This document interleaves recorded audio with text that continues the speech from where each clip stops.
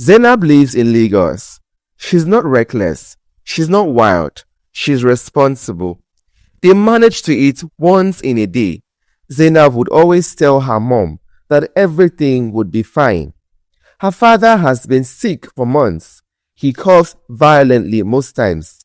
The hospital diagnosed him, but hospital requires money for treatment. One day, Zainab's friend, Tenny, who was once poor, came back to the village looking very rich.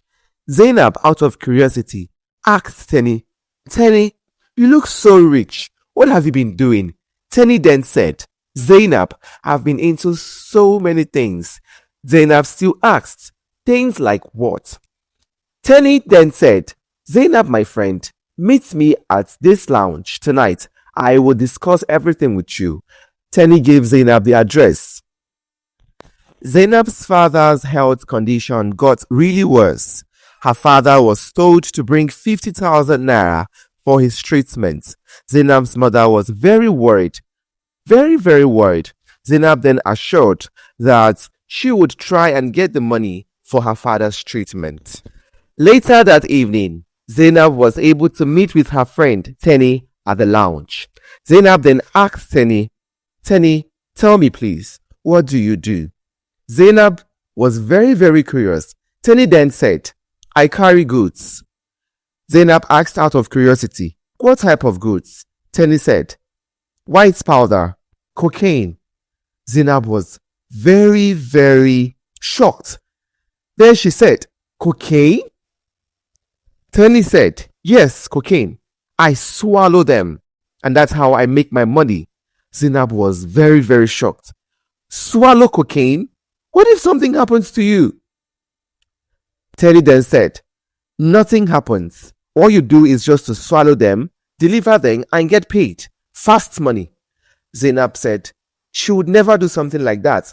Tenny said, if you want to make money, if you want to make cool cash, that is the only way out.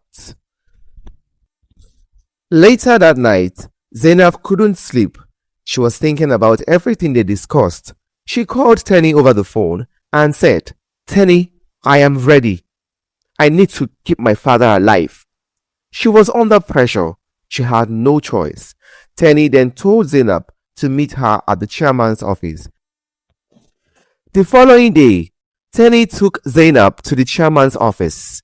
The chairman asked Zainab, he said, is it your first time? Zainab replied and said, yes, this is my first time, sir. Then the chairman said, you will swallow 40 pallets. Zainab shouted, 40? What if I die? What if something happens to me? Tenny reassures Zainab, Zainab, my friend, nothing will happen to you. Just be calm. Do not be scared. You will be fine. Just swallow, deliver, and then you will cash out. Zainab was still very scared. She couldn't do it that day. The following day, she came back, very worried. She was under pressure. There was nothing she could do. Then she told the chairman that she was going to do it. Eventually, she swallowed the drugs, crying. They boarded an international flight at the airport. At first, everything seemed normal. After some time in the air, Zainab began to feel sharp abdominal pains. One of the pallets got ruptured inside of her. Cocaine entered her bloodstream directly. Her heart rate increased rapidly. She began to convulse. She fell to the ground.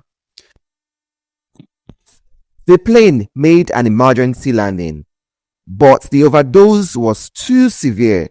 Zainab died before reaching the hospital. Tenny, her friend, was traced to her home and arrested for drug trafficking. She tried to explain herself, but they did not listen to her. Zainab's body was taken to the village in the coffin. Her mother wailed and cried uncontrollably. Her father was quiet. This was not what she wanted. This was not her plan. All she wanted was for her father to be treated. But now her dead body was brought back to her parents. Tenny was locked up in the prison. She cried profusely, regretting why she introduced Zainab to drugs. Zainab did not start as a criminal. She started as a daughter, trying to save her father. But desperation led her into organized crime, and one mistake ended her life. When poverty becomes extreme, people take extreme risk, and sometimes the cost is final.